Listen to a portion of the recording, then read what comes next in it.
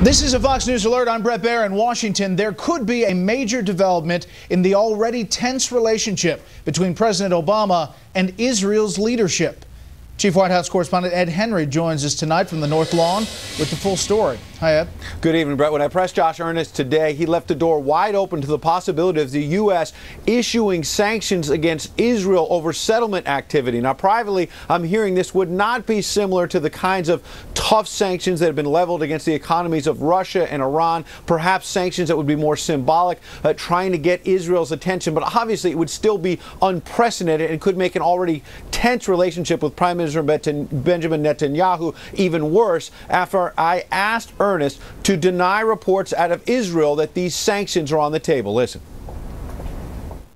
We believe that settlements are illegitimate, and we have deep concerns about highly contentious planning and construction activities that the Israeli government is pursuing in East Jerusalem and the West Bank. Now, Earnest would not deny the sanctions are on the table. He added that none of this is affecting the U.S. support for Israel's defense. But Republican Senator Kelly Ayotte called this whole idea absurd, adding, quote, protecting the national security interests of the United States requires strategic and moral clarity and an ability to distinguish between friends and adversaries. We should not confuse Israel, our closest and most reliable ally in the Mideast, with an adversary that needs to be pressured or coerced. All of this coming, this tension, just hours after the president tried to steady his national security team. After already burning through 3 defense secretaries, President Obama had trouble landing a new one. So as he unveiled Ashton Carter as his nominee, the president alluded to how hard it was to sign someone up to deal with so many national security crises. Ash is a big Motown fan. And one of his favorites is a classic by the Four Tops, Reach Out, I'll Be There. So, Ash, I'm reaching out to you. You have been there for us, our troops. One person not there today, outgoing Pentagon Chief Chuck Hagel, even though White House officials were expecting him. Hagel aides tried to downplay any tension by saying he wanted the spotlight to be on Carter, who moved quickly to try and prove he'll be his own man. I pledge to you my most candid strategic advice.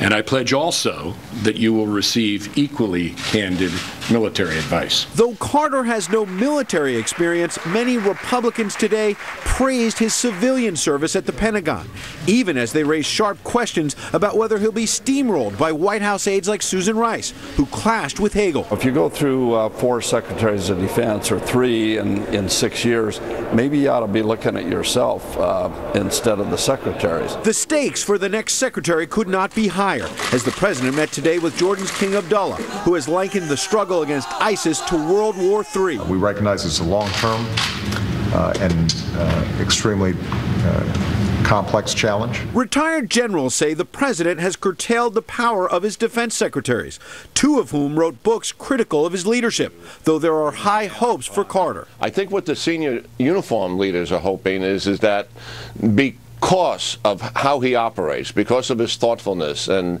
the power of his mind, that he will be more persuasive with the White House technocrats. There may be yet another crisis brewing as officials left the door open to U.S. sanctions against Israel over settlements. So very clearly you're not denying that sanctions are on the table against even an ally. I'm very clearly not denying that we have strong concerns about settlement activity that's underway in Israel. Now, I pressed Earnest on why the U.S. may sanction an ally in Israel while the president is demanding Congress not issue more sanctions against Iran. He said the administration has previously been tough on Iran and is not going to detail its private conversations about what it might do to Israel. Brett? And after that briefing, so far, no response from the Israelis. We reached out to the Israeli embassy. It was already closed here in D.C. We've been trying to reach out to the Israeli government. They've previously said in recent days in the Israeli media that they're picking up reports that U.S. officials were having classified meetings recently discussing this possibility of sanctions. The government not happy about it.